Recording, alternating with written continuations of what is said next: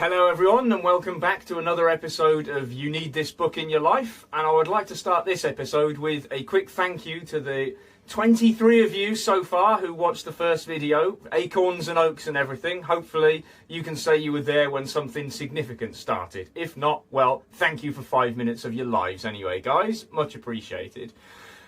This week I'm going to be talking about Stacey Abrams' book, Our Time Is Now, which I assume is on camera. Apologies if not.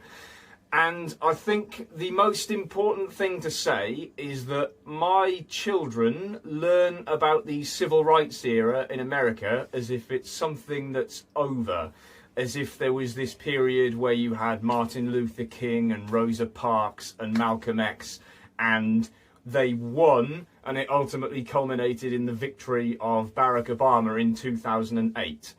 Well, I'm afraid to say, everyone, the civil rights era is very much still with us. It's perhaps just not as visible as it once was.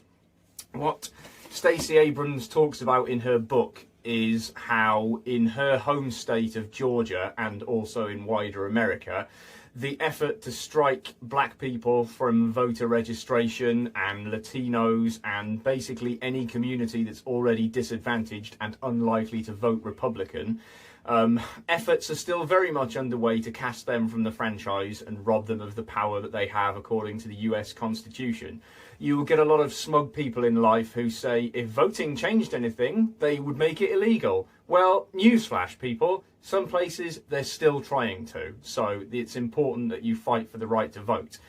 And what Stacey Abrams has done in this book and throughout her career is reach out to voters to encourage them to, or reach out to potential voters to encourage them to avail themselves of the franchise. And Our Time Is Now is part blueprint, part manifesto, part warning about how you can get out the vote, why you should get out the vote, and what happens if you don't get out the vote. So reading it, certainly if you're interested in activism or if you're an organiser like I am for my sins, it's not just a battle cry, it's a how-to. A lot of the work of organising isn't just I have a dream and speeches. It's everyday, often unremarkable, quite grinding, dry work, but ultimately which is massively important. And we saw that with the painstaking work that Stacey Abrams has done over decades, which is chronicled in Our Time Is Now. It bore fruit in 2020 when we saw the state of Georgia flip Democratic and quite literally change the course of history. So the guidance that Abrams gives in Our Time Is Now is useful and has immediately shown its benefit to the world for those of us who didn't want a tangerine fascist in the White House anymore. So if you want to know how to communicate, how to message voters in such a way that excites them, and how to get a positive message out there rather than just scrabbling around for the few voters who bother to still turn up, Our Time Is Now is definitely the book for you. There's also some interesting stuff in there around identity politics. Now, identity politics gets a bad press sometimes in Britain and in the US because it's perceived as being one more way of dividing people.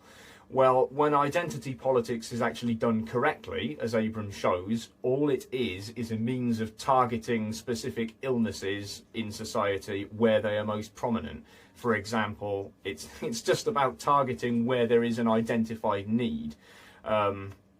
So there's some really interesting stuff in there. And Abrams also points out that if you do identity politics in the correct way, you don't have to marginalise the groups of people who, white voters won't be turned off by you trying to reach out to black voters if you're also showing that you've got a positive message to give to whites. So Abrams shows you how to do the diligent, unglamorous, but ultimately essential work of organising in the 21st century.